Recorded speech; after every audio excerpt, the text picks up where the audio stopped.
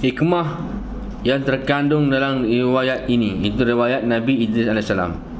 Pertama, Nabi Idris AS adalah Nabi yang banyak menerima bermacam-macam ilmu pengetahuan seperti yang ada dipelajari orang di zaman sekarang.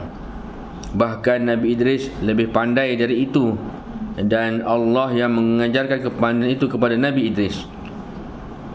Nabi Idris, Nabi yang banyak ilmu pengetahuan,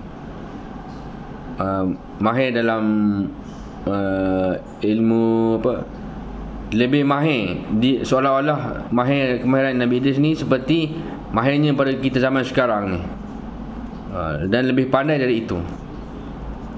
Ada satu kisah di mana bila Nabi Idris diangkat ke langit untuk melihat syurga, kerana dia di dalam syurga dia tak turun-turun dah, duduk dalam syurga.